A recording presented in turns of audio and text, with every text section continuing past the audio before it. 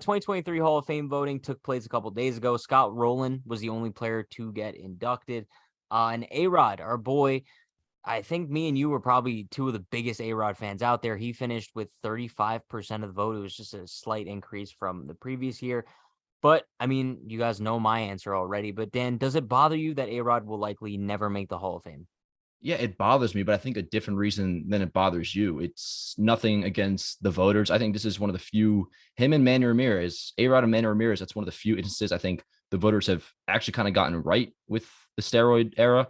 And the reason for that is it's all A-Rod's fault. That's why I'm bothered. Even if he just took that first round of PEDs with the Rangers, if he just stayed clean from that point forward, he would have been a lock. He would have been a first rounder, no doubt about it. Like, I'm bothered by A-Rod not realizing that he had all the talent in the world where he didn't need PEDs. I think even the biggest A-Rod haters in the world would admit to that. Like, he was as naturally talented as they come. Not that we're going to get into like the Barry Bonds conversation here, but they're, in my opinion, they're Hall of Famers without a doubt, because if you use before like steroid penalties were officially put into place, that's one thing I can understand. You played in that culture. That's fine.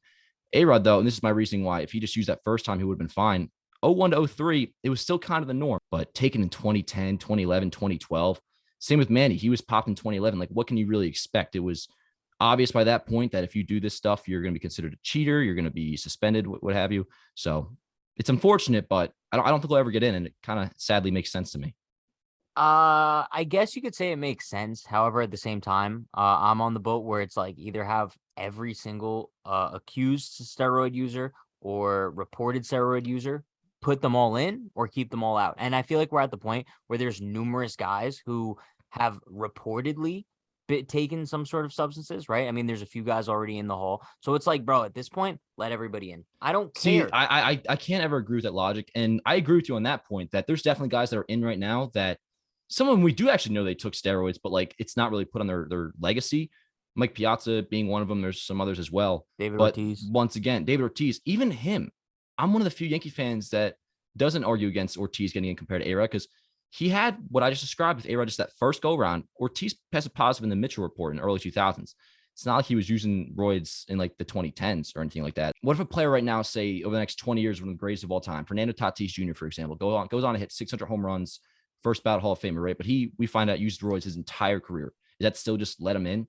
The era has something to do with it. When you took it, like the context does matter, you know, I in my opinion. guess, but also at the same time, I mean, we're looking at guys who have insane career numbers. You know what I mean? It's like Barry Bonds is the all-time home runs leader, and the fact that he's not in the Hall of Fame, but a guy like Scott Rowland is, and that's not pissing on Scott Rowland. It's just kind of going to show that I don't take the Major League Baseball Hall of Fame seriously anymore, and I can't blame people who feel the same way, bro. When I look at like a landmark that's supposed to honor some of the greatest players of all time, and you don't have many of the top greatest players of all time, I don't take it seriously. And that's why when Hall of Fame induction ceremonies come around in the summer, I don't watch, bro, because I genuinely don't care, because I view the Major League Baseball Hall of Fame as a joke. Well, and the ceremonies are like the most boring things ever. Yeah. But Bonds, I get.